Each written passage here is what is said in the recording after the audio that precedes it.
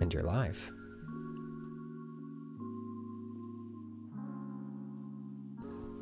What up?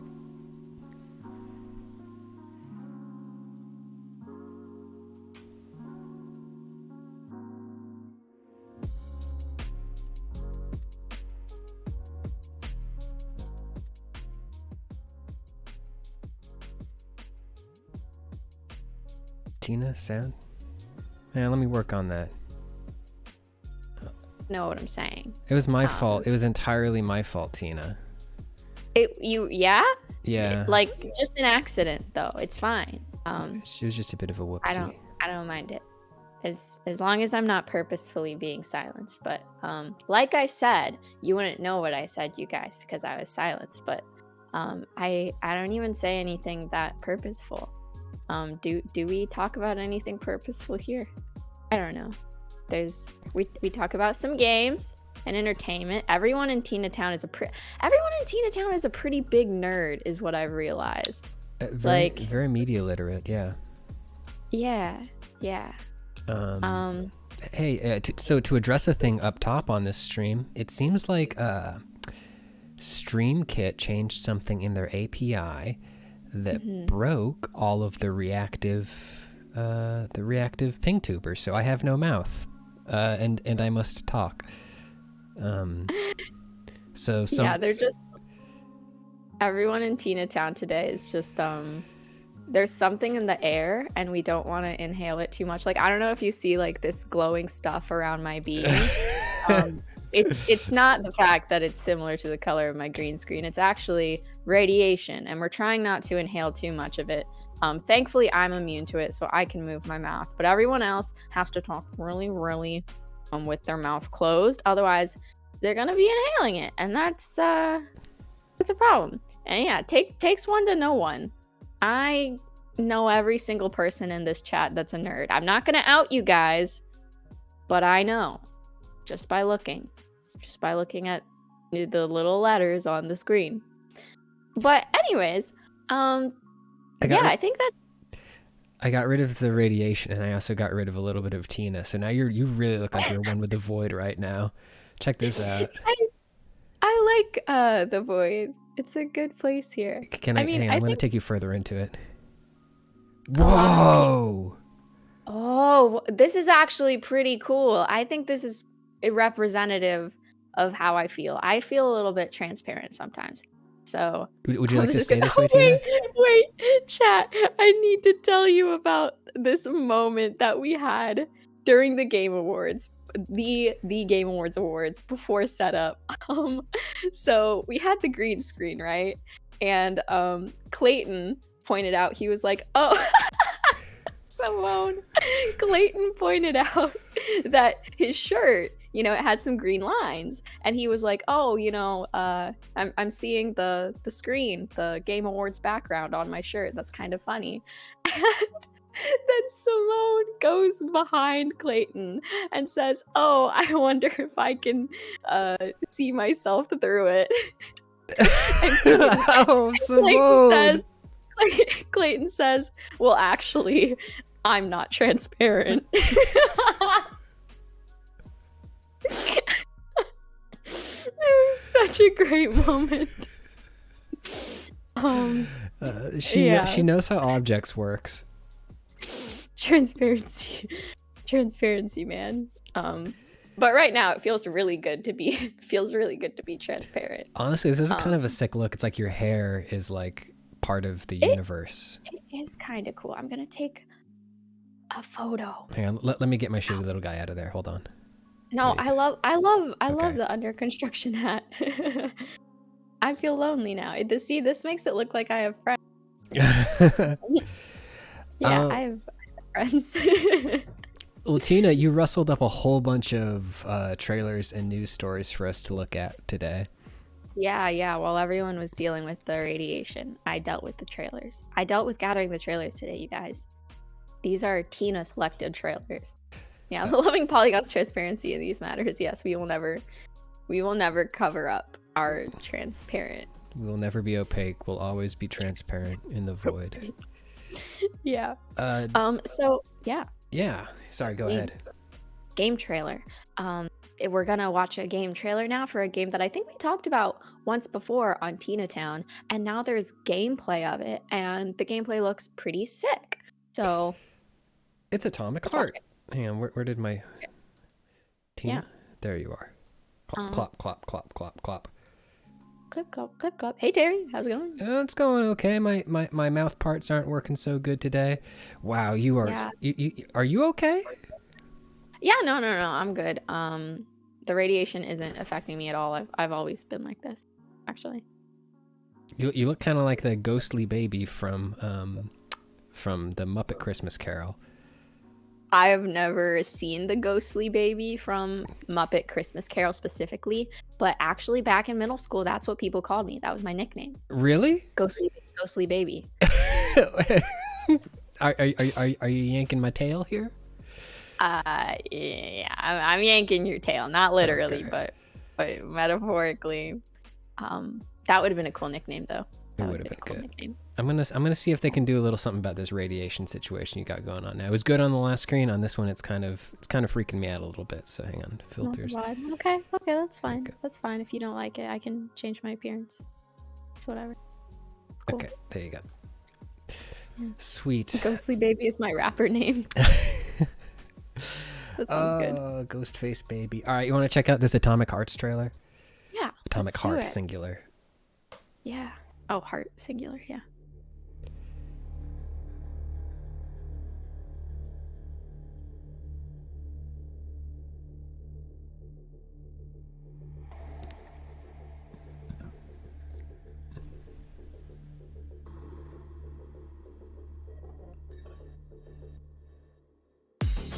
Oh.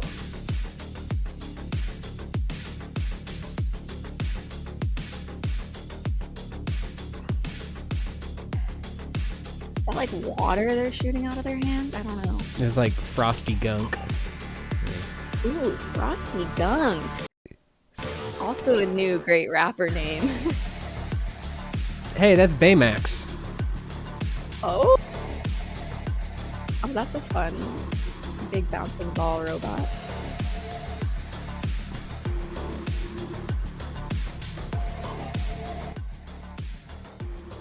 Wow. Hey, thank you, IGN, for uploading that.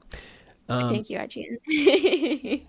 This game's, I feel like I first saw this game years ago, and it was years ago. And I'm kind of shocked it's actually coming out. It always kind of struck me as one of those games where it's like a future vaporware game. Oh, yeah. But yeah, February 21st, so soon, actually. Do you play these? Do you play Bioshocky kind of games? Do you play these like first-person shooter magic-y games? I really like the worlds and stories are usually pretty cool. At least in Bioshock, I really enjoyed those ones. And if this is at all similar to that, I guess I'll probably like it. Yeah, it looks like it's like pretty influenced by that kind of stuff. Just like when you see the dead ringer is when you see a gun in one hand and another hand shooting some sort of nasty gunk. It's like, okay, so this is some sort of a Bioshock. It is not by Bioshock. This is by Mooned. What do they call something Mooned? Mooned Heart. I don't know. Oh, okay, Mooned Heart, another singular heart. Quick synopsis. Again, advances in robotics in the 1930s enabled the USSR to defeat Nazi Germany in 1941. Simone should play this game, cause Russian stuff. Oh my god. Though with a much more severe loss of life. This results in the automation of Soviet labor and the development of proto-internet called the Collective 1.0. Notably, though, the word collective does not have an E at the end, so it's spelled in a cool way. Ooh. Linking these robots to a collective hive mind, vastly increasing productivity and scientific advancement by the end of the 1940s. The main protagonist is a mentally unstable KGB special agent called Major, I'm gonna butcher it, Nishaev, nicknamed P3, that's easier to say, who is sent by his contractor, Sechenov, to keep the situation at facility 3826 from deteriorating. P3 is challenged with combating robots that went haywire, failed biomechanical experiments, and his own ever-deteriorating mental state. Cool. Yeah. Look at he's turning these guys right into ice. Yeah, it seems like there's some ice stuff, some what is that gunk? Electricity stuff. He's just gunking those guys so hard. He's gunking. I love games that allow me to gunk a little bit. I'm curious how this is gonna like look on. So, because this whole ad is like an NVIDIA like 4090 thing, where it's like this is it running on literally the best available graphics card right now. Oh, okay. But like a lot of this stuff, like this gunk, how are they gonna? I want to know what their gunk rendering tech is. Yeah, I think if I get this game, which I definitely am interested in getting it, I think I'd get it on the PS5. I don't know if that. Yeah, it'll probably run pretty good on there. Man, probably. Sweet effects though. I don't know. That'll be out soon. It's actually coming out. I'm very curious to see if it is good. Doesn't that look just like Baymax or whatever the name of the robot from Big Hero 6 is? I see the similarity. Yeah, I see it a lot. If Baymax went haywire. Yeah. Mechanical failure. See, I never saw Big Hero 6. Yeah. Was there ever a risk of that in that movie? I don't remember. No. Baymax was good. They were never scared that Baymax was like gonna kill them. I'm pretty sure. Yeah. Right. Oh, this one. This is not something I'm excited about to come out. But I wanted to show it. I wanted to talk about it just to, I guess, question it and make fun of it because sometimes. Avatar Generations official trailer. I love Avatar. So many people love Avatar.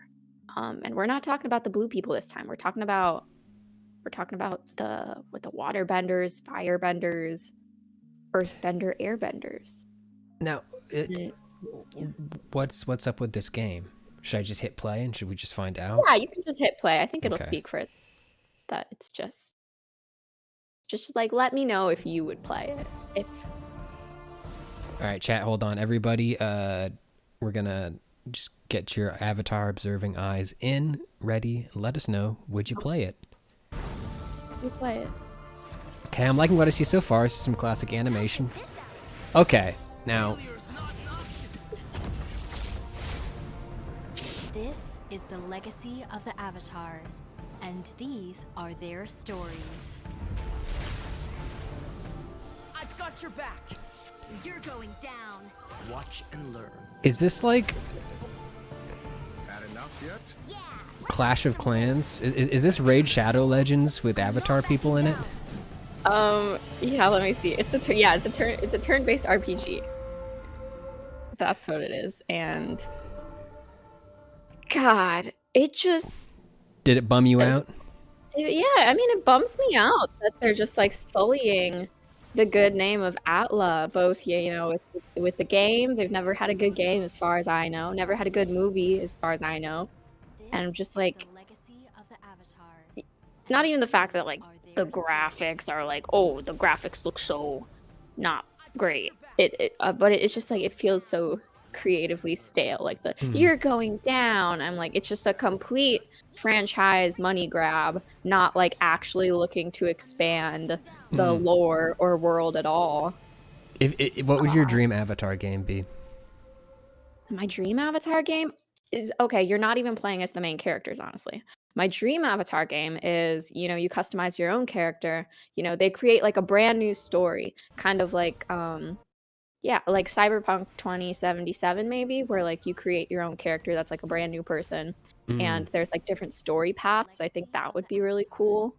That would be so like And you, choosing like nation alliances and stuff. yeah, and you can choose your element and stuff like that. The latest Avatar game from the Dreams creator.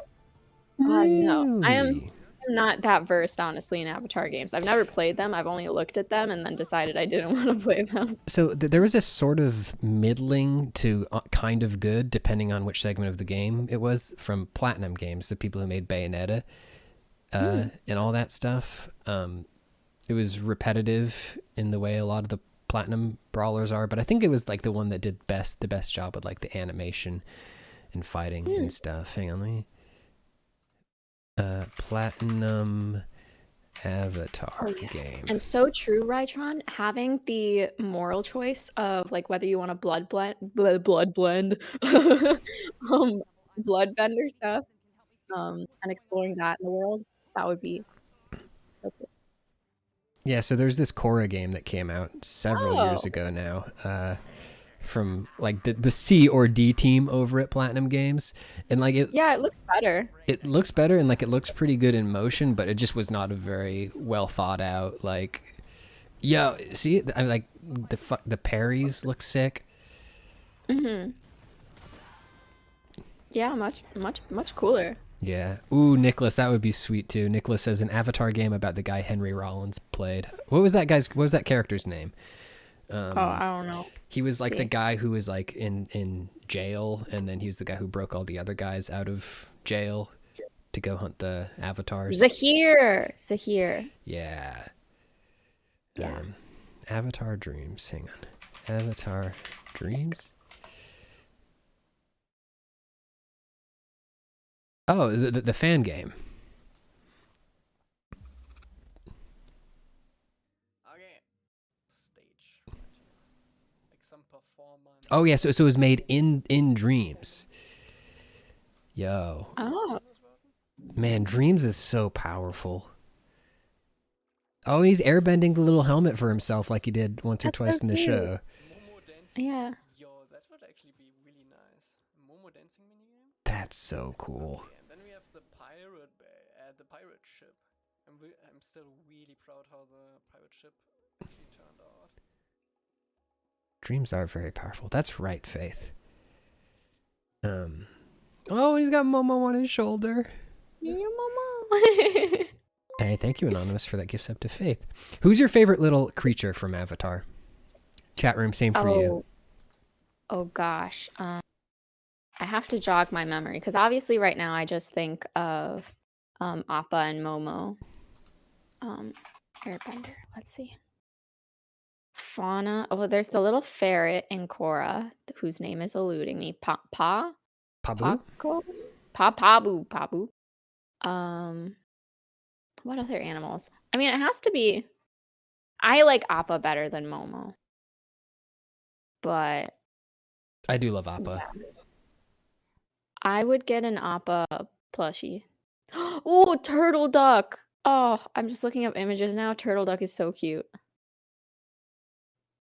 Cutest. Yeah.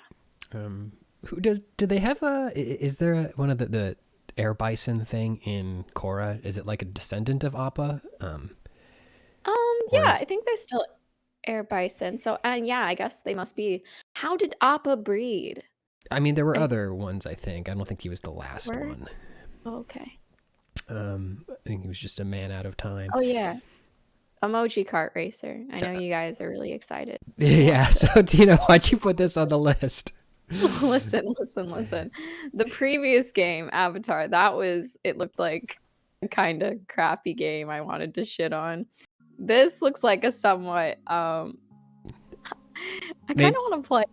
You I'm kind of gonna want be to play it? honest. All right. I kind of want to play it, not because I think it's going to be like really good, but just because it looks very silly. And my roommates and I love racing games.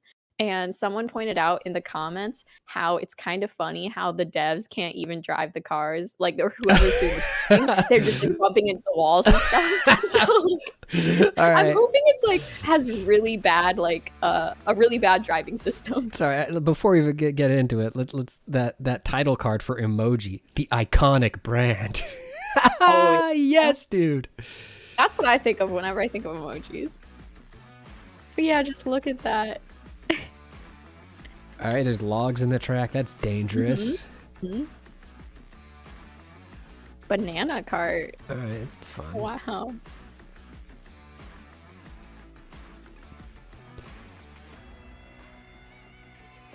Yeah. This looks It does so look slow. bad. You're so right. It looks slow. They might have speed settings.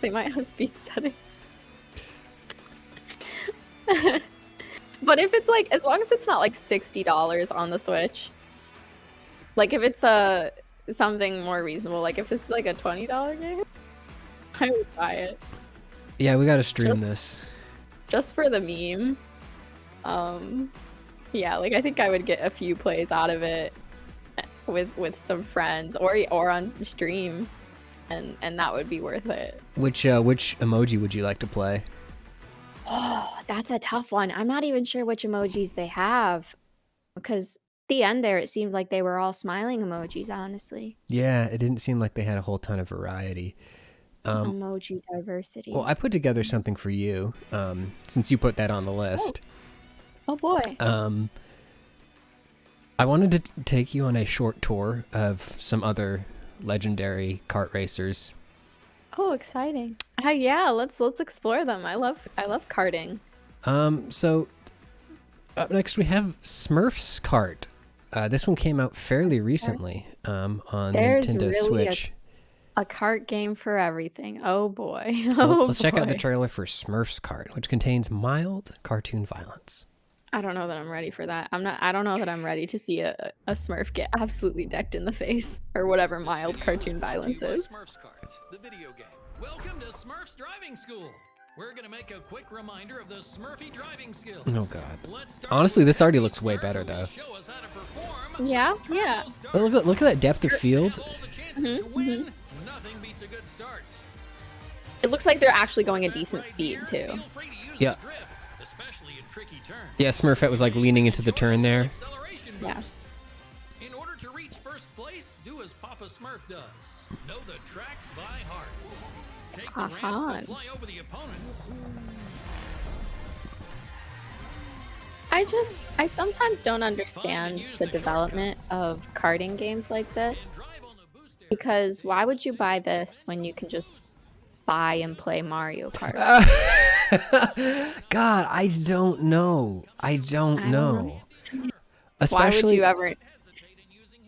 With like the sort of fading of brick and mortar gaming shops, right? Where like I feel like the market proposition of a game like this used to be like, grandma goes to GameStop for birthday and it's like, oh, I know the Smurfs. Let's get the Smurfs racing game. It's rated E. Do you think that's actually the proposition, in boardrooms? Like, simply the brand recognition will cause adults, not knowing that it's a shitty video game, to purchase it for their poor child who will now be subjected to play it. That's a scary question, because that the answer to that question is either yes, and it's really that crass and sad, or maybe the sadder alternative is that they really think kids are going to be fucking hype for the the Smurfs game. Like, There's some guy. do you prefer like pitiable naivete or complete Yeah, I don't know. I just cynicism? I can't imagine that there's enough diehard Smurfs fans to justify this. Like Pokemon racing, I think you can justify that. That'll sell. Yeah. I would purchase it. I hate to say it, but Smurfs? Any diehard Smurfs fans here? Sound off if you're a big Smurf head in the chat. I think Please out yourself if you would play this game and purchase it with your own money. like maybe it is the kind of thing where there is simply enough brand recognition and specifically development of a kart racer is like such a solved thing, right? It's not a high risk game genre to make. It's a couple of tracks. It's like some default Unity physics that might already be made for a kart racer. So like at the cost of development of something like this, maybe it is a return. Show yourself, Smurfos. This is a Smurf dragnet. We're gonna catch all the Smurfs fans like Gargamel and round them up. I'm trying to remember which YouTuber did it, but someone wrote, or they hired someone to write a program to ban every single person from their chat had a Minecraft related username, like Jessica was taken, or like anything related with those Minecraft YouTubers, and then just like ban them all and Mess, however you say it. That's funny. Yeah. Okay, so up next, that's Smurf Racers. That's a recent one. That's within 3 months of history. Wow. This is Muppet Race Mania. It's just everyone named intro. Steve banned. They don't even know what Minecraft is, and they're like, "Why was I banned?" Muppets. God Games. Let's play games. Oh, that's the YouTube channel. John God Games uploaded this. Thank you, John God Games. Was she? Because Muppet Race Mania isn't important enough for IGN to upload.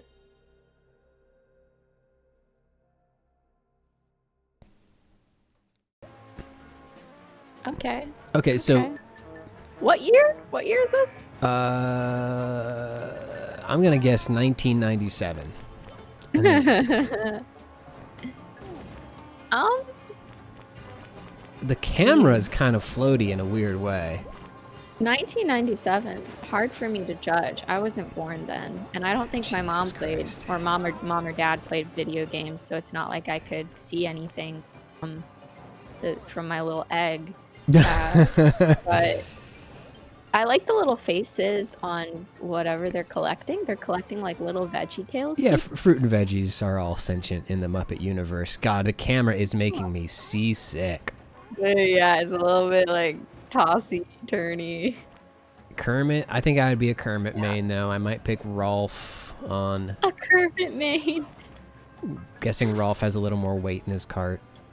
That's the new question I really need to be asking people at parties. Like, who's your main in Muppet Race Mania? Tells me a lot about you. This is the new astrology.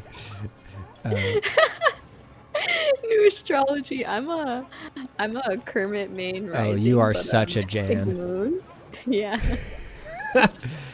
Well, so yeah, this was the Muppet one. It looks real bad. Up next. For the time though, maybe it's fine. Maybe I don't know. I mean, this was after Mario Kart had come out, right? So like. Oh yeah. So kind of like, again, why did they do it? Again, you have to solve genre, and now you're just. Yeah. Welcome to Shrek Smash and Crash Racing on PS2.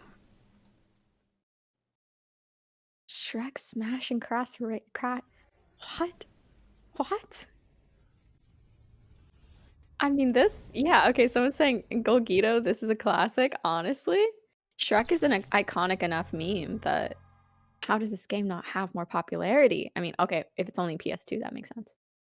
Smash and Crash Racing. Can we stream this? Yeah. If we get a PS2, is it possible? I bet we could find this, or emulate it, or find it. Oh. Yeah, as we all know, Shrek smashes, and he crashes. but only while racing. Oh, we got extras? Okay, they got like a trailer for Shrek the Third in there that we could watch. No way. Wow. To think that I had a PS2 growing up, but I never played this. You got cutscenes too. I believe I missed out.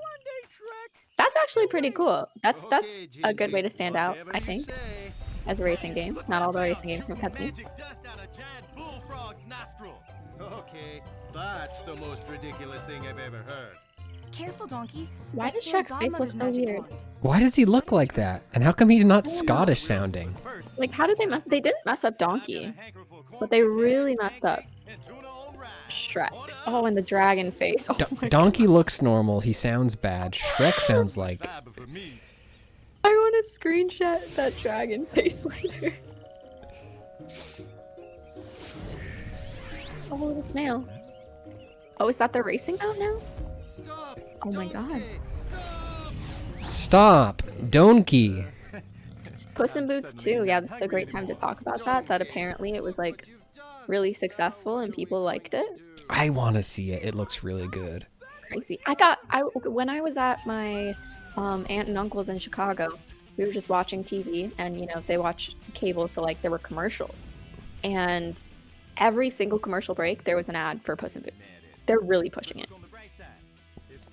I don't know. The animation looks cool. I love Antonio Banderas. I think I'm in. Yeah. I'll watch that when it's on VOD. Yeah. Something that I do have to say about that is that like, oh wow, this is fun. Shrek's getting really hype with his arms in the air there. But so like sexual dimorphism with animated characters. I like that they didn't hyper feminize the female cat counterpart too much. Oh yeah. Like they didn't feel the need to give her like, I don't know, big lips or like a full head of hair or anything weird like that. They didn't go all Lola Bunny on her. Yeah, which like I think there's like a time and place for that. Like I actually really like Lola Bunny's design, but like sometimes it's just weird.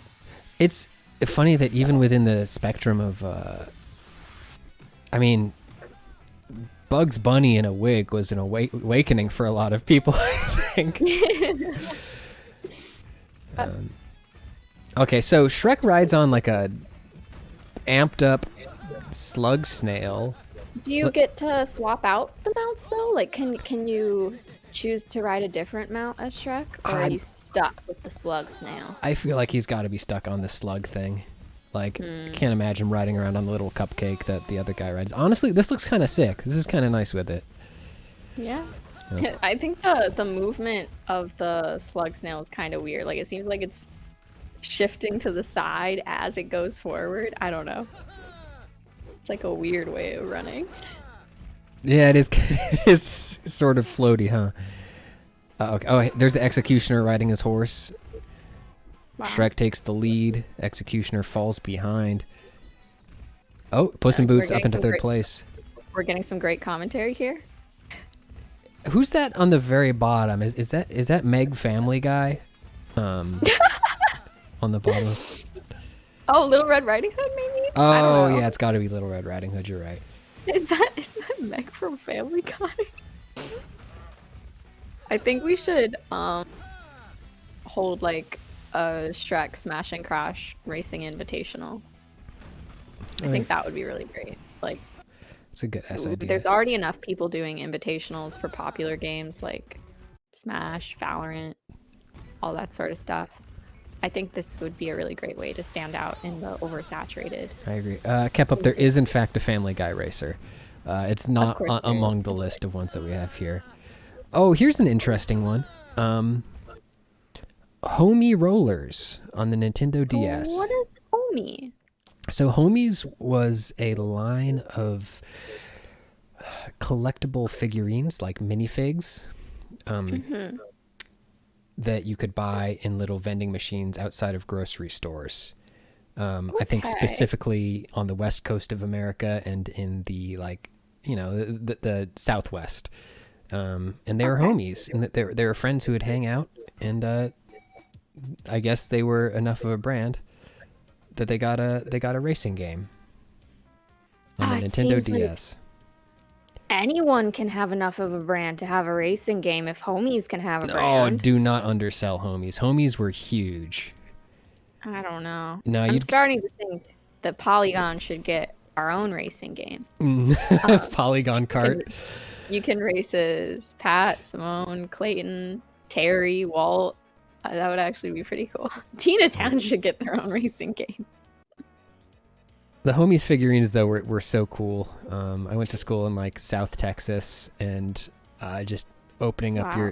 your pockets and dumping out your homie figs was Dumping out your homie figs. was a great conversation starter. Okay, finally, Ben 10 Galactic Racing. Okay. I've never seen this one. Ben 10 was cool. I enjoyed. Oh yeah, no, that makes more sense. Owl dude, Polygon cart, but Tina Town map. Mm-hmm. Yeah. I don't know who any of these guys are. Did you watch Ben 10? I did. I recognize some of these alien people, but I don't know if they have like form names like Go Gadget, Red Alien Mode. I don't know. Main submit on Polygon cart. I bet he has great text. Yeah. That's a lot of Bens. All right, hang on. Show me the carts. Show me the carts. I do like. Maybe it's because I like Rainbow Road, but I like the map. Yeah, I like the light bridge. Oh, Yeah, I like the space. I like the lighting. It looks kind of cool. It's kind of cool.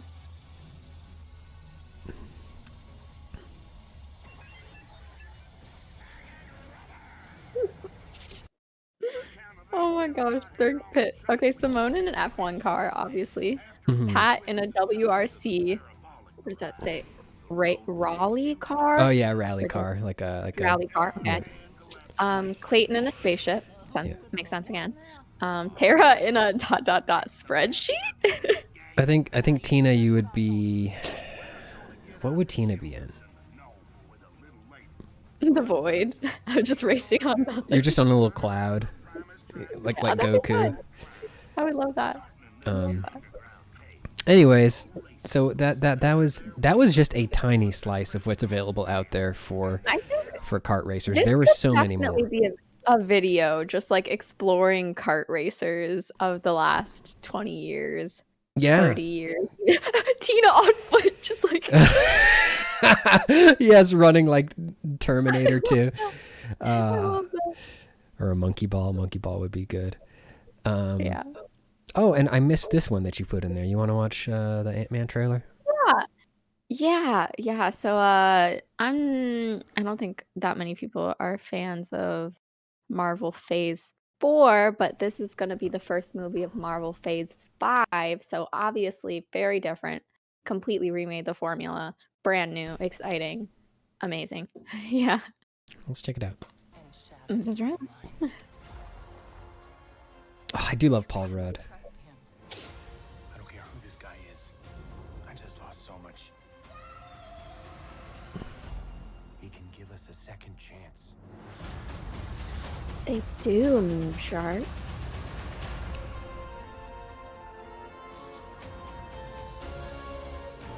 Let me make this easy for you.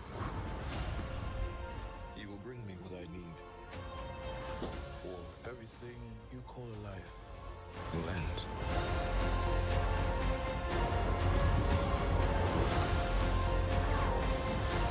This is all my fault. You may not want her to watch this. We had a deal.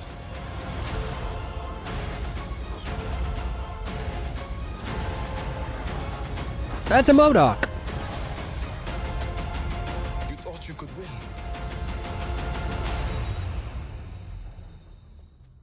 I don't have to win. We both just have to lose. I'm sorry, Cassie. Oh, he's shooting lasers out of his hands. I gotta see this. Oh yeah, It's lasers. MODOK. it's I hope it's the thing that was really fun about the first Ant-Man to me was that it was very funny. Pill says, I feel like I'm not seeing a lot of ants right now. Yeah, I kind of like that. He has a daughter because I feel like I don't know. Do any of the other superheroes have a daughter? Do we ever Very see, like, few that- of the Marvel superheroes have reproduced. the parent dynamic. So that's something slightly new, I guess. Yeah, and so this series of movies that kicks off with Quantum Mania will expand Marvel's various universes and tie into Phase 4 and Phase 6 to eventually God, complete the that's multiverse saga. such an exhausting way to talk about movies. Yeah. That stretch of storytelling will conclude with 2 new Avengers movies, The Kang Dynasty in 2025 and Secret Wars in 2026. So we got 3 more years to go before they give up the multiverse and do something different. So hopefully it'll be fun. Hopefully. Yeah. Yeah, I'm trying to think what the last one of these I saw. Do you keep up with the Marvel-y movies? No, I really quit around Endgame. Yeah, I feel like they kind of put themselves in that situation by making a movie called Endgame. Right. It's like, okay, it's over. I don't care about these new people. Yeah. What? If you wanted me to not stop watching, you should have called it just the Mid-game. beginning, mid-game. The beginning, partway through the game. Yeah. Oh, so articles. We've watched a Oh yeah. fun- Hang on. Well, oops. Sorry, I gotta go. Yeah, I don't know why you're showing me an article, Terry. Yeah. You're trying to steal Walt's gig or something? Yeah. Trying to No. steal spotlight? No, I know you wouldn't do that. I know you I would wouldn't never do that. Well, Yeah. I'll catch you on down the road. Thanks for Yeah. hanging out, and I'll see you in a couple weeks. Yeah, be safe. Be safe. Yeah, will do. See you. Ah! Cope. All right, he really zoomed off. Like the acceleration went from 0 to 100. Clap, clap, Terry clap, hit the clap, turbo. clap. Hey, it's Wait. me. So Walt, your mouth is moving. yeah, the problem is it won't stop. So you're just inhaling all that. Yeah, my mouth is so dry. I mean, you're a tardigrade. You're a water bear, so you're really resilient. So That's true. I guess if anyone, it makes sense why you're kind of just going. "Wah, wah, wah, wah, wah." I will survive. whatever you- Yeah, do whatever I'm you want. probably You'll survive inhaling either some way. nutrients here. I'm probably inhaling oxygen. I probably only need the stuff that comes in and out of this one hole on me. I don't really know a whole lot about tardigrades. Yeah, neither do I. I don't know if it's just that one hole. Do they have more holes? I really don't I know. literally I have no idea how many holes we got. Do they poop? Do they poop? tardigrades poop? I don't know. Don't know a whole lot. Ha ha ha ha ha. Pun.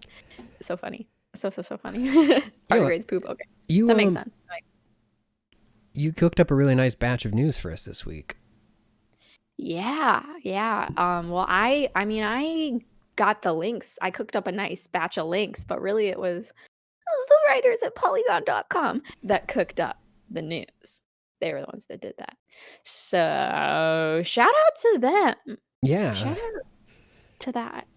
But yeah, this thingy is a kind of cool thingy that you might look at the thingy, the photo thingy, and think, what the heck is that? A circular controller?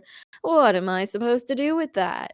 But it's for accessibility.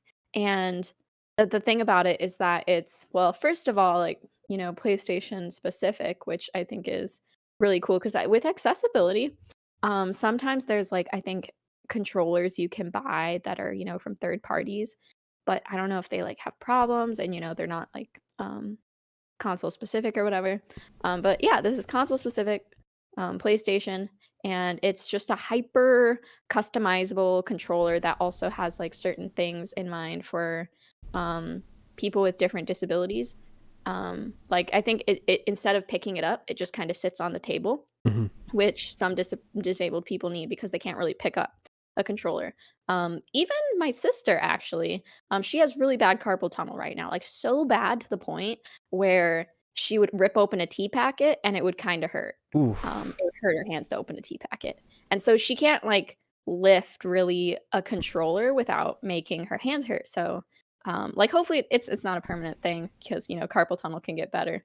A controller like this would actually be really helpful because you don't have to lift it and you can just like push the buttons. You can customize where the buttons are, I think. Yeah, this is super cool. They like a micro step they took towards this on the PS5 was making button configurations fully remappable through the PlayStation OS itself. So even if a game doesn't have remap options, you can just sort of force remap things through through PlayStation. But yeah, like just having a controller that doesn't depend on a person being able to hold it in both of their hands is huge, and it's really cool that they are doing some officially supported stuff too. There have been definitely a lot of third party or second party people who make accessibility devices that can interface with certain consoles. Xbox is pretty good on that front, I think. Does Meme Shark says, does this have a peripheral plug-in ability? I don't know. Let's check. Yeah, that was the really cool thing about the Microsoft one, is that it has like a universal peripheral attachment. So like it can take inputs from lots of different devices that aren't the sort of proprietary Sony or PlayStation device. Let's see. Yeah. Sony revealed. Yeah, definitely a cool start. I think. Yeah, accessibility combination of like getting the right hardware and software. It's like a combo thing with the remappable settings and then the game design. Bleep bloop blap bleep. One really cool thing to look at is controllers that get brought to fighting game tournaments. When I was at Combo Breaker last year, I saw some really incredible like homebrew controllers. A lot of them, most of them were just like for ergonomic reasons, like people like having hit boxes, whereas like the things were tilted out away from them for like full ergonomics. And other one, I saw one that looked like it had like a bunch of like foam pool noodles on it, and the guy was pretty much just sort of like squeezing it that way. And then cool. And like the rule there at like fighting game tournaments is as long as the device is using one of a few standard joystick arcade boards, right, that send the inputs to the console a certain way, anything is legal. It's pretty cool. Golgito says FGZ people are way ahead on personalized ergonomics. Yeah, I think that's like an important thing to know about accessibility is that it's not even for like people who like you would like first think of when you think of like, oh, a disabled person or something like that. But it really for people of all different abilities or preferences. It's like a quality of life thing, honestly. Like being able to remap certain things, customize your controller, just being able to play the way you want to play. Yeah, and as whatever best suits you. Disabled people often remind us, not all disabilities are visible, and so. Yeah, people should have access to this stuff. It's badass. Hopefully they keep it up and hopefully they keep it open. I think that's the big thing for me is that like, I don't want this to be a closed system because that ends up really just sort of, oh yeah, hang on. It's expandable via 4 3.5 millimeter auxiliary ports that will support a variety of external switches and third-party accessibility devices. Nice. That's what we want to hear. Sick. Oh, that's cool. Lacking Sanity says Ultra David made a hitbox where the buttons for each hand are separate boxes to help with some wrist issues. Sick. Nice. Okay. Well. Yeah. Baba. People are also pointing out in chat how they're just watching your mouth. Do you want me to stop it? No. It's clearly very entertaining. Clearly the star of the show. I'm actually kind of upset. Like I'm fully moving my mouth and my face here, and you're just going, oh wow, and everyone's looking at you. Baba Files Taxes. It's a very short indie game. It's pay what you want, and it's on itch.io. If you just look up Baba Files Taxes, it'll come up. And it's a little thing that makes fun of the tax season. It's kind of funny, and apparently I didn't know this when I first saw Baba files taxes, but it is part of the Baba verse. Baba does deserve money, I agree. There's another game, wait, I'm forgetting the exact name, I wrote it down. Baba Is You, 2019. Yep, yeah, that was a hit. Yeah, by RV Hempuli Teikari. And I don't know, it's cute, it's funny. It's a very fun, clever, surreal puzzle game. I enjoyed it. Yeah. I really like that emote sprinkle. Great. Yeah. Guy. This looks cute. The game is available. Thank you to Ana Diaz for reporting this one, as always. Game is available now to play for free on Windows if we PC. Could get Baba on Tina Town, that would be so cool. I think I was just talking. Pat and I were talking about getting a guest on Tina Town, and I'm now thinking maybe that guest should be also non-human. You know what I'm saying? A fleshless guest. Yes, fleshless guest. We're looking for guests without flesh. That makes sense. Yeah. We'll try that. As you play, you take on the role of Baba's legal responder and fill out a form that looks like it was created in MS Paint. The form is peppered with fancy and funny legalese like "hear from" and lists useless definitions of words like "thing" and "stuff." Oh my god, this looks very cute. It is cute. I got really low scores on it. Because you're graded on how well you can forge Baba's signature. This is a great game to play even while watching a stream because you don't need the audio or anything. And I got really low scores. Like on some of the signatures, I got a score of 0. I don't know what I did to get a score of 0 on some of the signatures or what the scoring system is here, but I think it's rigged. I think the system is rigged. Okay. Yeah. Avatar 3. Uh-oh. Oh yeah. Avatar. James Cameron must make Avatar 3, 4, and 5 right now. Not right now. Like he needs to make it right now. But, he's gonna be crunching all night. Yeah, we're streaming Avatar 3, 4, and 5 at the end of Tina Town. Stick around for it. But I just thought this headline was funny because it's like they're forcing him, they're holding him hostage to finish Avatar 3, but it's not that. It's just that he basically has the green light now to make, I think, 4 and 5 and go ahead with that, because 3, he's already shot that, which is crazy.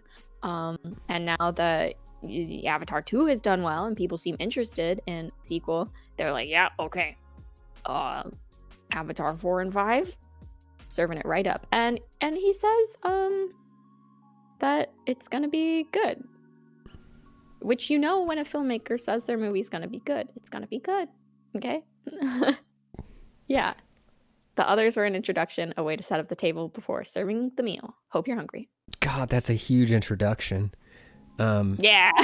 Filmmaker James Cameron, now having made more than 1.5 billion and finally breaking even with Avatar The Way of Water at the international box office, is now stuck completing Avatar 3, a film he already shot. Oh my god. I mean, he wants to, right? Hand. Speaking to Wallace, Cameron said this: "It looks like, just with the momentum that the film has now, that we'll easily pass our break even in the next few days, actually. So it looks like I can't wiggle out of this. I'm going to have to do these other sequels." So I kind of know what I'm going to be doing for the next 6 or 7 years. That's so funny. The next 6 or 7 years. I mean, that's awesome though, working on a project, and if you like it, then awesome. Go having that knowledge of knowing what you're doing for the next 6-7 years. Yeah, job security. Job stability. Yep. You know? Oh, yeah. That's so... I love the way this motherfucker talks about art. Yeah.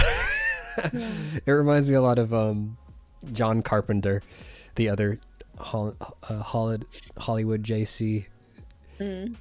Other Hollywood JC. And the budget for Avatar 2, I saw different things online. Some were saying 250 million, others were saying 460 million. But that's crazy. I still need to see it. You saw this film, right? Yeah, I saw it. I liked it in the sense that it's what you expect to be of a big visual blockbuster kind of thing. You know, the story went basically exactly how I expected it to. Yeah.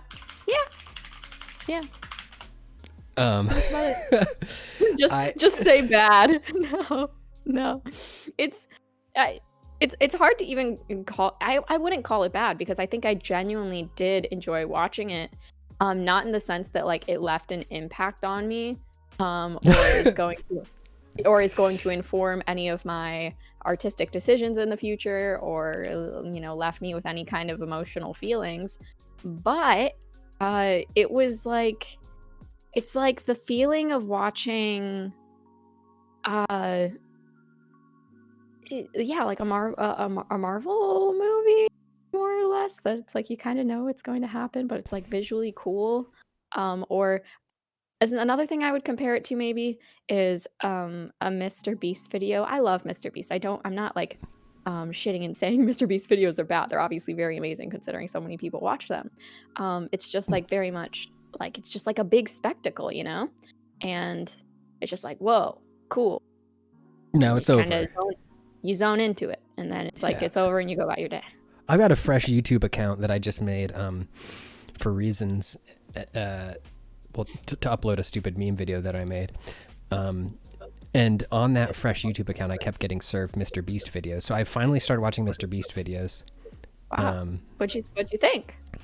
I mean, what you just said is that like it is a pure spectacle. It's like, the way I described it is like, it's all the budget that would like go into like a TLC daytime TV show, reality show, like a Mythbusters or something like that, except there's no fucking plot and there's no effort put into tying any of the ideas or thoughts together. It's just all of the things happen, and then it's like a baby sensory video for it's a like, young now adult. There's a water gun, now there's a slip and slide, now there's a dinosaur. We hired a guy to bring back the dinosaurs. And now I'm gonna kill it. No, but Mr. Beast would actually he would donate the dinosaur. That's the type of person that Mr. Beast is. He was like, I'm donating this dinosaur to a child in the Make-A-Wish Foundation.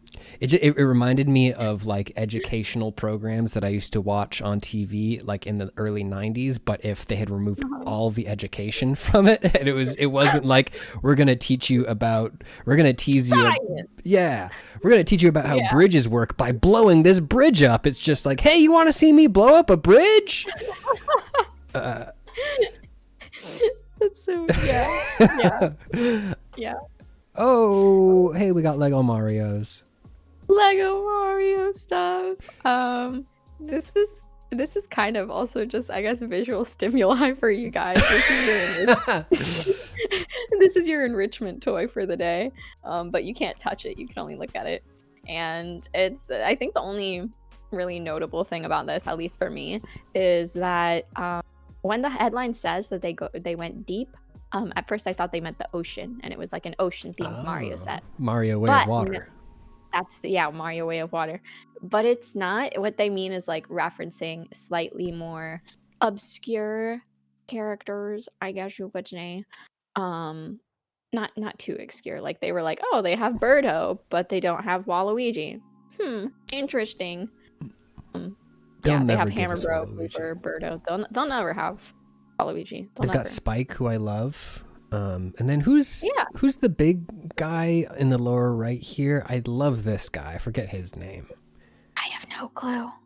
Chat room, Mario heads. Who's this guy? Yeah. You fight this guy in Super Mario Land 3. His arms. Yeah, they went mildly underwater, you guys. Only mildly. Yeah, we got little squids. The look of peace on this toad's face is really lovely. It's cute, I think, and part of me is almost likes that they didn't just choose like Waluigi or something like that, because sometimes I like Legos that are a bit more subtle or aesthetic. Like it doesn't scream franchise as much. Like the blooper, some people might not recognize the blooper as a Mario thing, So if you walk into someone's home and you see that, then you're just like, oh my god, you have a little Lego squid thing. That's cute. Little do they know, you're a raging gamer with massive addiction. Like the subtlety. And I like that they're not giving us Waluigi. I like it when they... I respect Nintendo like for continuing to be... gratification. I like that they're being coy with it. I like that they're like... Oh, okay. They're never gonna do it for the meme. They're gonna do what Nintendo wants to do.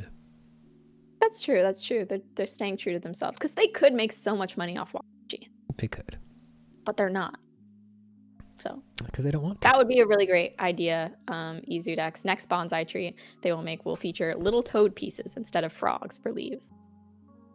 That'd be cute. That'd be cute.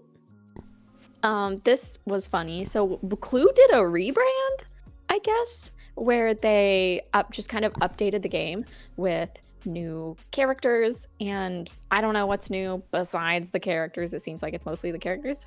And freaking Christian Hoffer tweeted, Hasbro's new version of Clue officially comes out today, and I look forward to a generation of kids pointing to the new Chef White as their sexual awakening. Chef White is the one, surprise, wearing the white chef's shirt Yes. in the center. Yeah, and I guess the goal was to make them hot, to modernize, yossify them, whichever word you want to use, and job well done. Job well done. There's plenty of people tweeting out things like Craig, Twitter user Craig, said, Chef White in the bedroom, accidental asphyxiation. I'm the victim. No! Yeah. Funny stuff. New Clue characters make it look like an adult online dating sim game. Yeah, these honestly, these look like Ebony Online ads. Also, this is the blue. That it looks, when you cross your eyes, the body language, that's Kamala Harris. They put fucking Kamala Harris in Clue. No. K-Hive represent. I mean, maybe there's a big Kamala fan on the team. And that's their dream dating sim. They want a presidential dating sim. Exactly what Chef SC was thinking. Yeah, Plum's looking pretty cool in the. Plum is looking awfully plump. Plump? Plump in the best way, like plump, like as in appealing. Plump, yeah, I want plump to be a new slang Gotcha. for like attractive, basically. He looks like a Twitch streamer. They all kind of look like Twitch streamers now. Oh no. Even the old guy with the beard, he looks like a Twitch streamer. Oh no, that's a good. He looks like a fitness or an Instagram influencer, like a hustle guy who takes a lot of pictures where you can see his watches clearly. Yeah, life improvement. And he's not actually this old. He just dyes his beard. Meme chart. Damn girl, you plump as hell. Well, but I want it to be gender inclusive. Like I want to call non-binary people plump. I want to call guys plump. I'm like, now that guy is plump. And people are gonna be confused at first, but they'll know. I think it's just like a good succession after thick. It's like, oh, that's plump. That guy's plump. And you guys here you now know it all started with Mr. Plum. That's his name? Yes. Question, trying to get plump at the gym. I am. Yeah. You're looking rather plump for the juicing today, my friend. God. Pretty Clue cool. But they did not change the rules of Clue. Let me just confirm. Let's see. Hasbro has released a modernized version of the classic murder mystery board game Clue on Wednesday. The refreshed edition features new art and miniatures, and most importantly, a hot new cast. Okay, you got a more diverse cast of characters, but it's still the classic like murder party thing where you gotta like guess who killed who with what. Clue 2 is one of the weirdest games I have ever seen. This is not Clue 2. This is Clue 1 with a new skin. Clue 2. What is Clue 2? It was like It was like my parents accidentally, I guess, bought us like a real ass tabletop game with Clue 2. It involved like infiltrating or robbing a building. It was like a grid based board game where you had to like navigate around security cameras and stuff. It was like a real nerd board game. Clue. It seems like there's a movie too. Wow. The Clue film? Oh my god, Tina, the Clue movie is genuinely extremely funny and good. There's the VCR mystery game. Oh wow, we got to do a deep dive on Clue. Mm-hmm. There's a lot. There's Clue a lot of content. Movie featured multiple endings where different theaters received a different final reel of the film. No way. That's actually really cool. That's really cool. I actually love that idea. Someone should do that again. Yeah. That would have been so cool if, like, I don't know, Glass Onion or Knives Out did that or something. And then the confusion at first before people figure out that there's different endings where, you know, they're talking to their friend about the movie and they did it together. And then they're like, no, wait, that's not what happened. Would be even better if like it wasn't a massive plot change. It was just like small changes here and there, maybe, or like random moments of like, you know, Mr. Plum eats an entire wheel of cheese, and they're like, "Oh my god, you remember that moment when Mr. Plum ate a whole wheel of cheese?" And they're like, "What are you talking about?" Oh god, yes, studio endorsed gaslighting. That's so funny. Yeah, it needs to happen. Speaking of unique cinematic experiences, here's one that I haven't had yet that it's becoming more and more clear that I'll need to. Oh my gosh. I lost the Discord window. I don't. Oh, it's up now. It's up now. Okay. Megan. Yeah. I'm actually going to see this movie this weekend with a friend, so I'll let you guys know how it is. And they specifically messaged me saying, hey, do you want to go see this new movie? Because I've been hearing like good things about it, but I'm not sure if those good things are like sarcastic and ironic or if it's like actually good. So I think it's gonna be cool. I like horror movies. I like quirky movies, and Megan seems pretty quirky and horror-y. And yeah, I think gorier cut of Megan on the way. I did read something about that. M3gan, is that how you say it? M3gan. It's a horror comedy, and article had some interesting things to say about it by Austin. Yeah, Austin Goslin. Thank you, Austin. Austin begins, the graveyard of awful horror comedies is among the saddest and most boring in all of film. Man, what an opener, Austin. It's filled with hundreds of bad taste parodies, laughless messes, silly garbage, and probably a few unfortunate movies that weren't deliberately designed to be laughed at.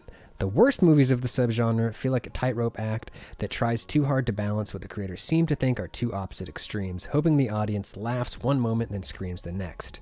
But, following in the footsteps of classics like the original Chucky movie Child's Play, director Gerard Johnstone and the team behind the new horror comedy Megan realized that laughing and screaming aren't actually that different, and most importantly, that either one can be the key to a great time. That's a strong opener. Yeah. He said, they're playing a game with you. These movies never let you know when it's okay to laugh. And it's hard to judge whether M3gan,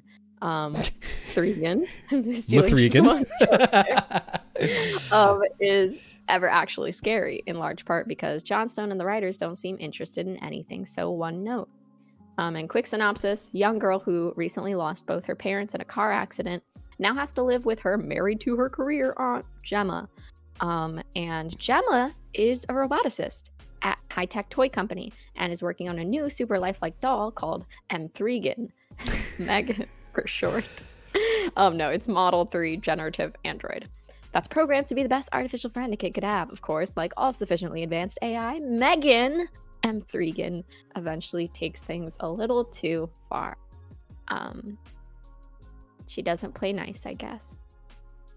But yeah. God, it's so unsettling too, just as a basic concept, like just deciding to aim for the uncanny valley like this and hitting it so well. Looking at the face, like it's already rough. The girl looking over at like she likes it. Yeah. Oh shit. Okay, I gotta see it. I think I gotta see this. Yeah. I'm interested to see.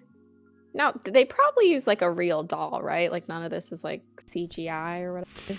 I want to see M. Thregan behind the scenes. I just want to see. Yeah, it looks like they're holding. I think it's probably like a mix of puppetry and people in costumes. Yeah. Nicholas says the doll is a 10-year-old girl, a gymnast. Oh, sweet. Wow. Cool. Very cool. That's creepy. Yeah, Pliable, it's so funny. So the final line here for... Oh, you already read that. Yeah. God, all right. Well, I think I might be sold. I might have to go see this terrifying little doll. Purchasing a ticket. Yeah. What do we got here? Ooh. We got. I still lost my Discord window. I don't know. I genuinely don't know where I dragged it to. It's up now. How to tell when you're gaming too much, according to a therapist. I thought this was cool. Oh yeah, it's training week at Polygon, which is just a bunch of articles on video games and health, which I think is cool. Kind of ties back to the thing I was talking about, carpal tunnel. My sister didn't get carpal tunnel, her bad carpal tunnel from gaming. She actually got it from typing too much, because she does a lot of school typing. But let's see. Yeah, video games and therapy. I think let's do a little poll together, chat. Let's have a good little session where we ask ourselves these questions. You don't have to answer, but I think Pat and I might give some answers. Okay. Because they propose these questions in the article. Where are the questions at? That I think. Let's see, who is the author? Oh yeah, this is by Mike Amory, who is a freelancer. Awesome. Yes. Yeah. So the therapist that they talked to, let's see, who was it? Or wait, are they the therapist? I think. I wrote down the questions, but I forgot to write down who it says. For background, I'm a practicing therapist in New York City and a lifelong gamer. Oh yeah, and I am also one of the creators of the satirical video game site Hard Drive. Okay, yeah. So I think Mike Amory? Yes. Yeah? Yep. This is coming from Mike's perspective? Okay. Yeah, they proposed the questions of like how to tell if video games are good for you or if you have a negative relationship with video games. First of all, how do you feel when you are playing games? I feel it depends on the game, of course. Sometimes I feel very relaxed. Other times I feel like my heart is racing.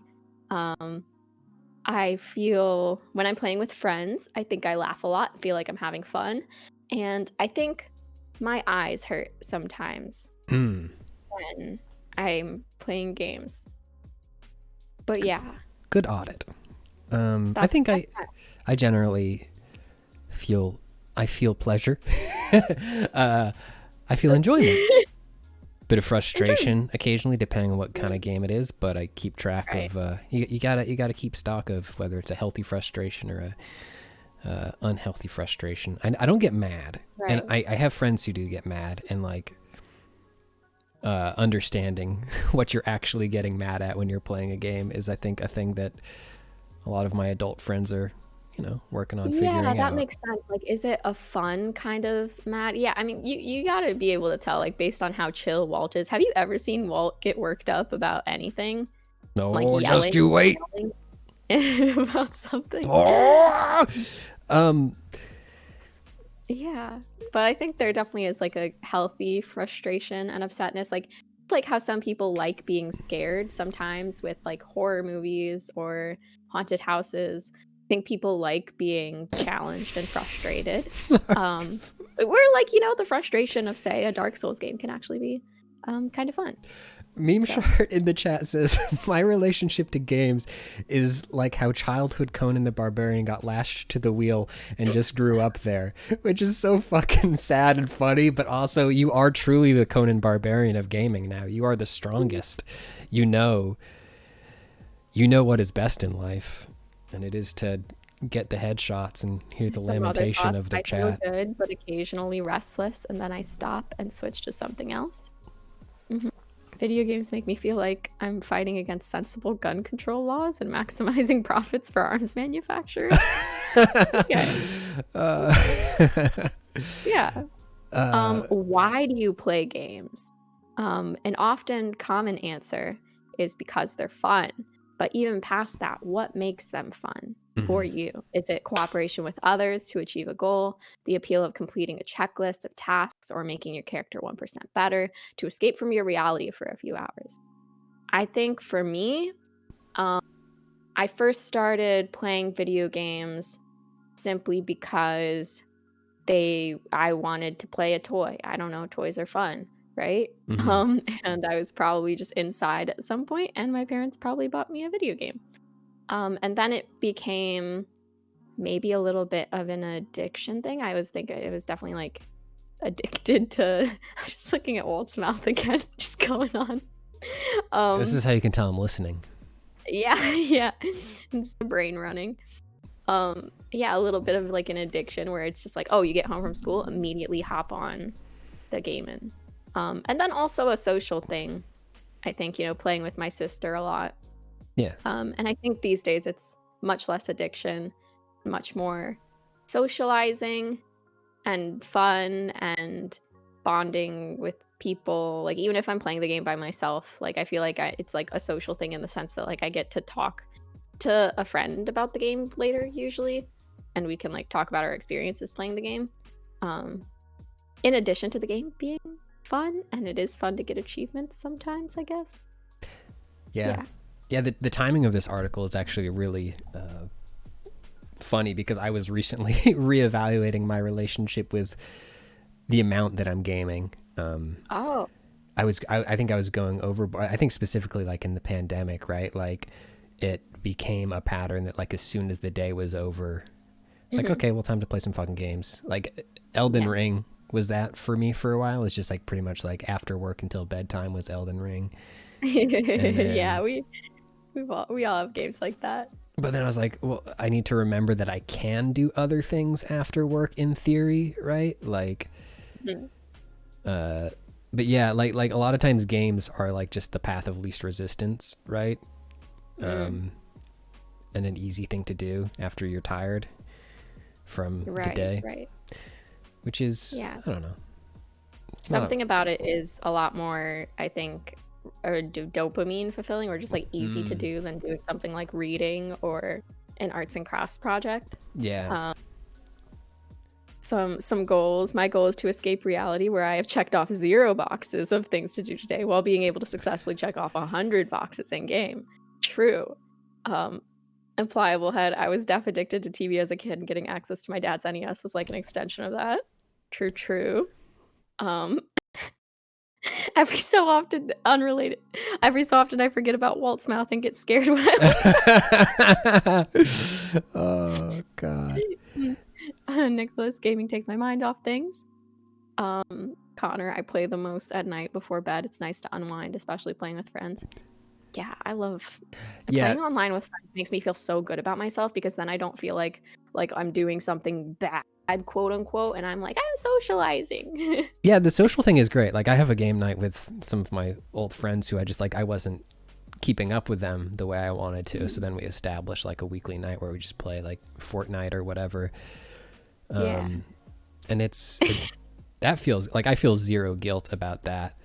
And I probably shouldn't feel a ton of guilt about gaming to get through the fucking pandemic as it is, but Agreed. But this article is really good. So what's the next one? The next step. Let us see. The next one is God, where's my Discord? I don't know. I'm just waiting for the stream to update. I'm not sure what the next one is. Is it cooperation with others to achieve a goal, the appeal of completing a checklist of tasks, or making your character 1% you mean like the next thing in the article? Yeah. I'm sorry. I don't want. No, I'm still thinking about this.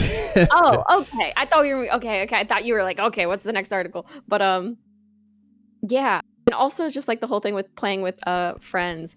I feel like it's like the modern thing of like my friends and I have started doing a weekly Civ night kind of thing, and it just reminds me of how, I think like my uncle had a weekly night with his friends from college where they would, I don't know, play on like online poker or something. Mm-hmm. It's like this is the modern version of that. It's like, yeah, uh, sorry, wife, I can't tonight. I need to go play Fortnite with the boys.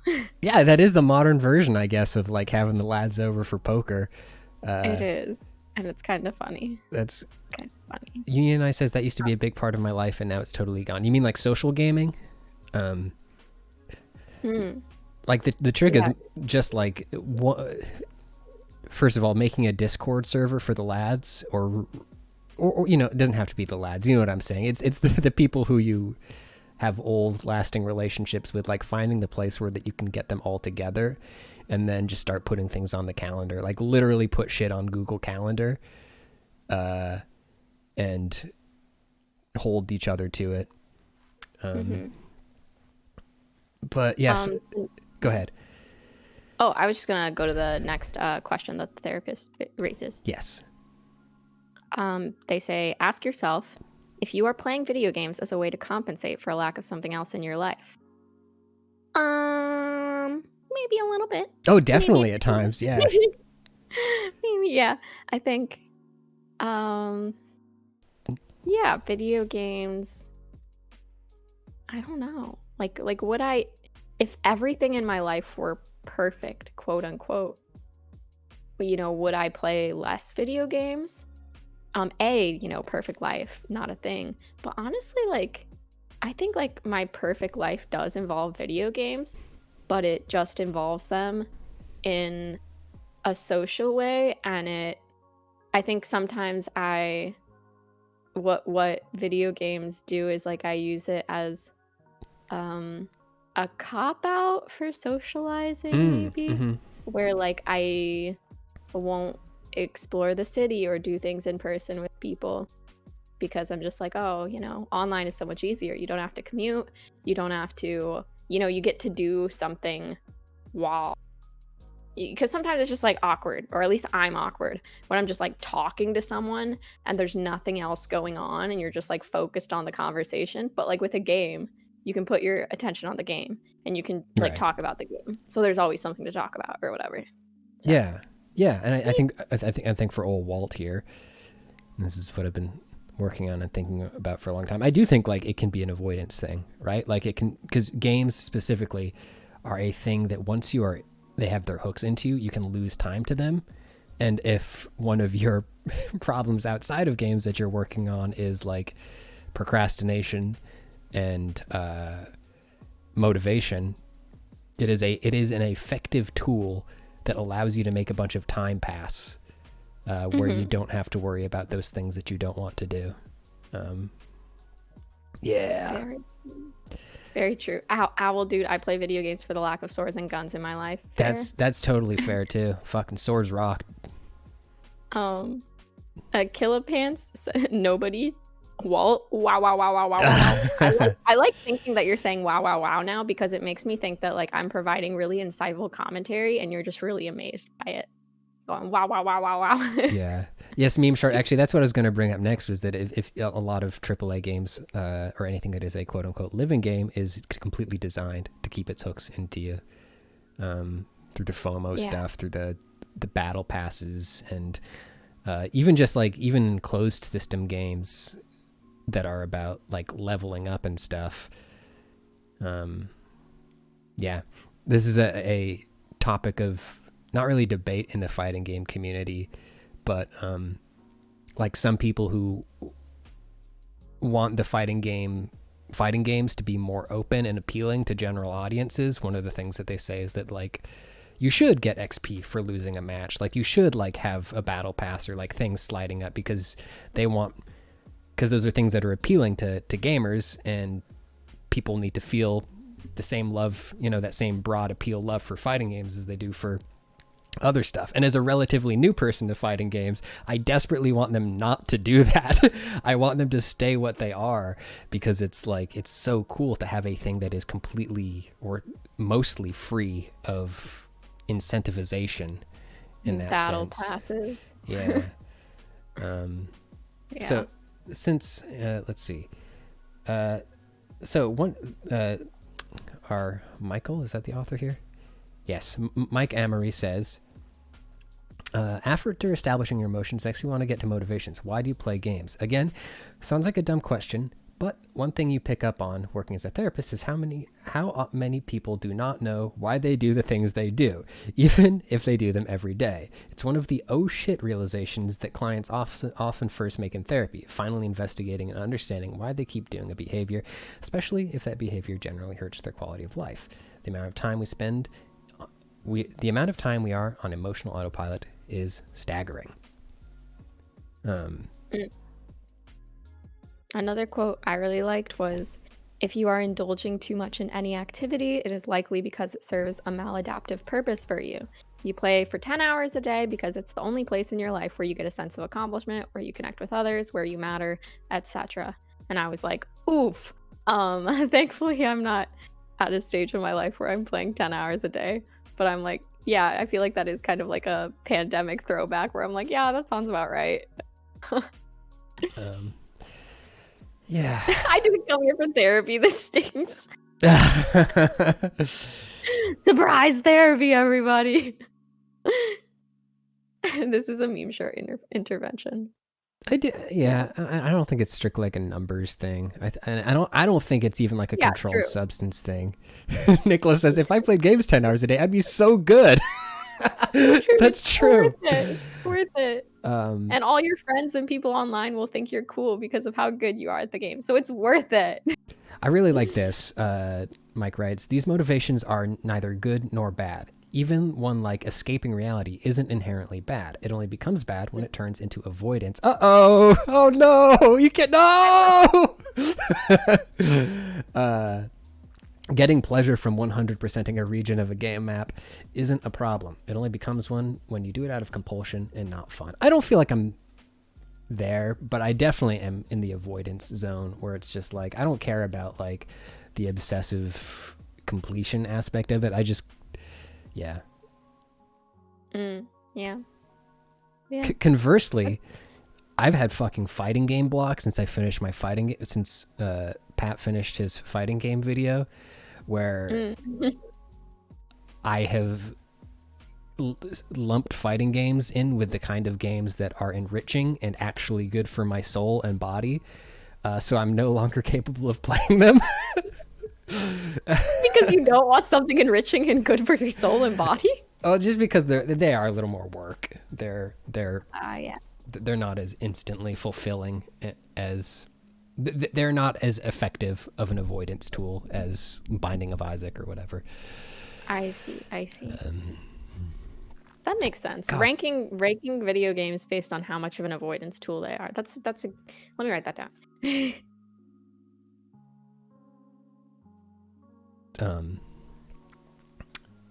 Since I also hail from the world of comedy, in defense to the rule of threes, here's a third and final step to take. Ask yourself if you're playing games as a way to compensate for a lack of something else in your life. Oh yeah, you read this one. If you're indulging too much in any activity, it's likely because it serves a maladaptive purpose for you. Well, this is a really cool article. I agree. I'm going to link this in the chat. Yeah.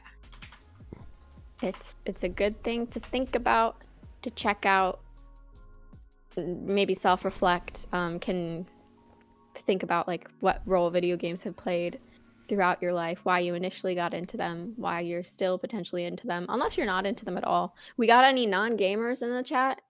Yeah, Anybody? sound off, non-gamers. This is really cool. And like this stuff is like, and I think the article would agree with what I'm about to say, but like this stuff is really good to audit, but not as long as you're making sure you're not like attacking yourself over it. Like it's okay to feel exposed, like it's okay to feel like you're being roasted by the article a little bit, but yeah. Agreed. I think worrying about it too much is almost counterproductive, to just be like, oh, I'm gaming too much, or like feeling too bad about gaming, which I think like I even fall into that camp sometimes of just being like, well, I shouldn't be gaming Valorant for 4 hours because I could be doing something more productive. But then I just had, yeah. I think the article doesn't go that far into that aspect of it, but the counteracting the part of your brain that tells you need to be productive when you are not at work, right? It's like that you're supposed to be on that fucking grind when you're not at work. Like, oh, I should be working on the album that'll make everybody remember me, or I'll be working on I need to work on the next business thing that'll sustain me, or whatever. Always trying to improve yourself. Yeah. Kill the employee in your head. every day at 5 p.m. Kill that employee. Wring their neck. And resurrect them Ryan, next morning. do you actually not game? Are you actually? And Pliable Head, relative non-gamer. Wow. Relative non-gamers here. Interesting. Cool. That's pretty cool. Anyways, cool article. Thank you for putting this one in there. Yeah.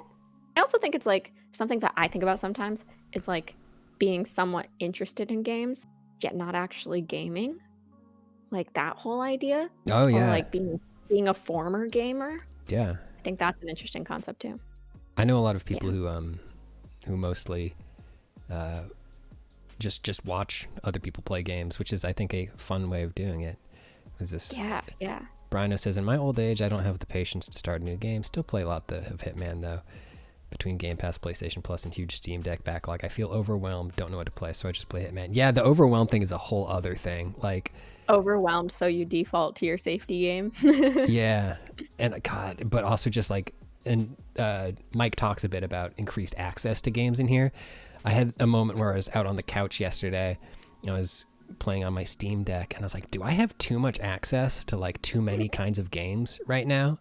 Because there used to be like this limiting factor of like, well, if I'm on the couch and I want to be like playing something when partner's watching something on TV, it needs to be something that's available on Nintendo or the eShop. And now it's like all of a sudden these fucking boundaries are gone, and it's like, oh no. Yeah. And eventually we'll have tech where we can just play the video game. It'll just be right there on our eyeballs. It'll be so easy. Yeah. Oh God. Do you want to talk about this last? I feel like we should go out on okay, fine. We'll go out on a low note. Wait, no, this is a high note, I guess, depending on your perspective. I think it's a high note considering we're talking about NFTs crashing and burning for the most part. A Schadenfreude note. Yeah. This is just a little recap of NFT video games, which were pretty big in 2022, just in the sense of like it. I don't know, they were publicized in a lot of different ways, lots of different things coming out. So many coins released, so many NFTs and things, and video games did not escape it at all. Yeah, they were big theoretically, not in the sense that they were actually massive, but just like people were talking about them because they were like, what is this? Why are you doing it? This was written by Ryan Broderick for us. Sorry. I'm sorry for interrupting. Go on. Yeah. Thank you, Ryan. Most of these NFT video games were collectible cards or monster catching. Would Logan Paul's Crypto Zoo be considered a NFT video game? How come they're all animals? How come all the crypto things are like fucking like apes and animals and bears and shit? Makes no sense. But Ryan writes, the sandbox games have performed particularly badly in 2022. Yeah! Woo! As of October, both Decentraland and the Sandbox reportedly had fewer than 1,000 users. LOL. Wow. Also, to give you a glimpse of what these platforms are currently like, this is so funny. The Sandbox, with less than 1,000 users, is holding a 69th birthday party for Playboy this month. That will last for 6.9 days. So that's what the culture is like at Sandbox. Really cool. I'm sure the 999 users playing at the Sandbox will love that 69th birthday party. But one success, but no, I would say it's substantial success, not even ish. Axie Infinity is pretty big. The game has an entire economy it supports, and some players in countries like the Philippines have been able to make thousands of dollars a month playing it. However, not without its own failures. The network that powers Axie Infinity, called Ronin, suffered a hack back in March 2022, resulting in over $600 million US dollars being wiped from the Jesus. game's economy.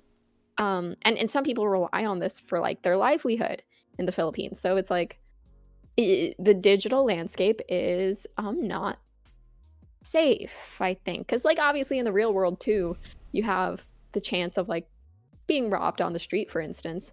But like being robbed on the scale of 600 million, like I get that was like multiple people losing the 600 million or whatever, or the system, perhaps. But I don't know. That's just crazy. That's crazy. Go Shiny Hunter has over 50,000 subscribers on YouTube. His channel is one of the bigger ones, focused exclusively on NFT gaming. Spoke to Polygon during an interview in January, did not respond to requests for a follow-up. Said that he's most interested in games that use NFTs as a way to crowdsource. Ooh, no, as a way that games that use crowdsource projects in development.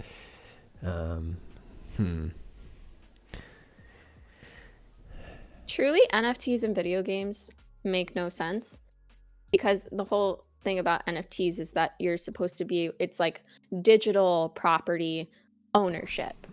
But your digital property is rendered useless if the game dies out, if the online servers go down, if, you know, the game stops receiving updates and there's no more players playing it anymore. And, you know, you could probably say the same thing about like the stock market and being like, oh, you know, the only reason stocks have value is because people value them. But like the stock market is like the whole US, right? Whereas a video game like lives on a server somewhere. Yeah, it's more limited, and it's way more likely to collapse than the US, the stock market forever. Like a game could, like, you know, go out of business, and, you know, there's no one to really bail them out or like build them back up. But like even if the US stock market crashes, you know, they'll unless the US itself completely crashes, like it'll survive in one way or another. We will survive the stock market. We will. Yeah. I love this graph, but the deeper you go into the world of NFT gaming, the more any attempt at separating out the scammers and shilling pump and dumps from actual players who just enjoy the games becomes largely pointless. The nature of these games means that players are investors, and the more popular the game is, the bigger its in-game economy is. So what's good for adoption of the game you play is quite literally also good for your crypto wallet. Interesting. Yeah, there's lots of scammers. Or like when they get called a scammer, they'll be like, no, it's not a scam, I swear it's coming. And then all of a sudden, you know, they drop a release date for the thing that's been silent for so long. I think that's definitely not subtweeting a popular influencer right now. I can't believe that the Ghost Recon game has NFTs in it. That's honestly news to me. That's so funny. Yeah. And I mean, the game, I think it said in the article, it's no longer receiving updates. And the NFTs there were a massive failure. And it was like needed to grind, I think, in order to just get like the helmet NFT, you had to grind for, I want to say 60 hours in order to get it. Which if it's a good game, yeah, you can do that. Like if Valorant, don't put in NFTs, please. But if Valorant did have NFTs, I could reach 60 hours. I could reach it. But Ghost Recon Breakpoint, is anyone going to be playing that for...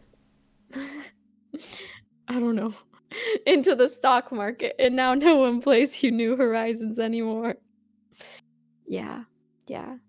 No, you can't trust any stock market. Well, this is a great time for me to announce that I am now an NFT. Oh God. Yeah. You've NFTized yourself, Walt? I've minted myself. I thought long and hard about it.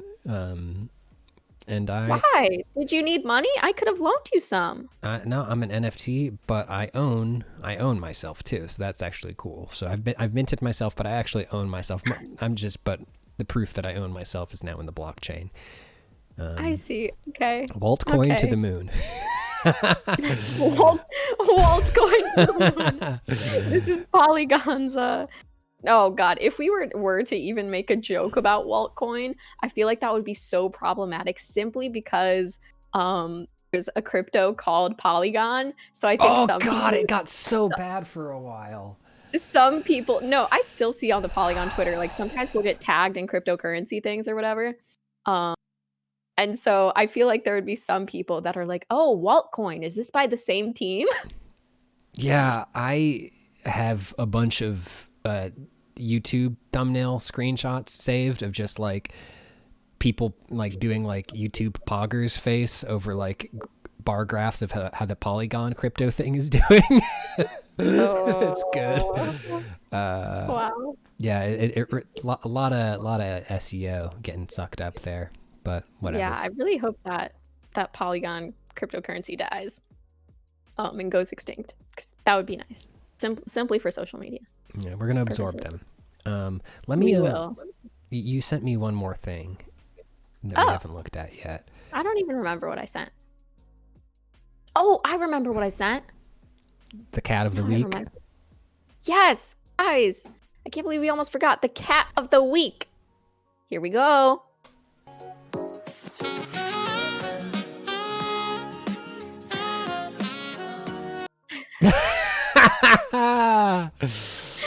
That's it. And I just love the cat's face. Like the cat could easily move is the thing. Like the cat is not being crushed by the little plush sunflower with a saxophone.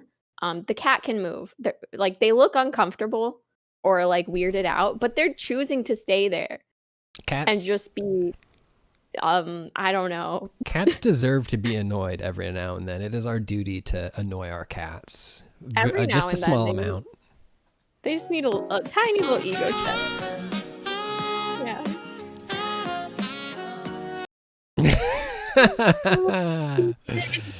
That's great.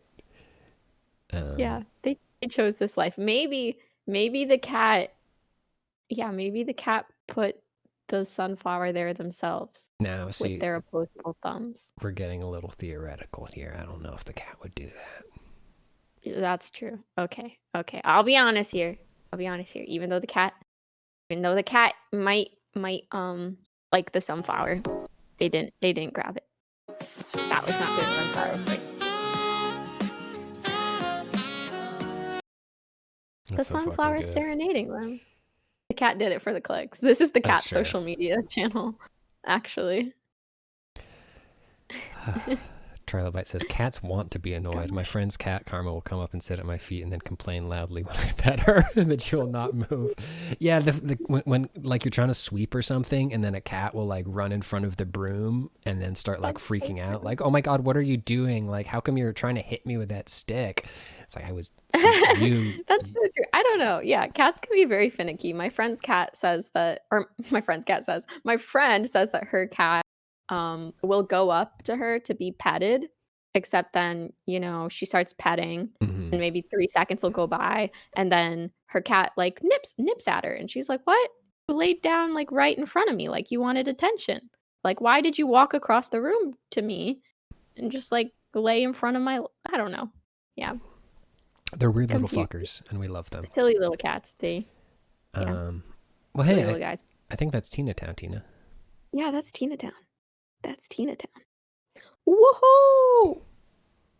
Yeah. We'll be back I guess Thursday, right? Yeah, we will be back Thursday. We'll be back with, dare we say, Grounded again? Yeah, we're gonna play Grounded again. Yeah, Grounded. Can I have a sporp to go? Do you have any extra sporps, Walt? Yeah, grab one. Here you go. Oh, sweet. Okay. Yeah, nice. You got to reach for it, Tina. Hang on, what's oh shit? Hang on. Trying, working on. I don't think my arm goes that far. I think I get cut off by the void. Yeah. Oh! It's working. Oh. Grab it. There you go. Yeah. Okay. Cool. You got it. Sick. There you go, Ryan Cinderella. That's that. Yeah, I never really know how to wind up Tina Town. I don't know if we need like an outgoing thing or. Yeah, we should make like an end theme or something. Or yeah, maybe. Because like people go, and that's our show, everybody, and then the outro song plays, and everybody cheers and claps. Oh, but we're just drawing it out unnecessarily. So okay, well, okay.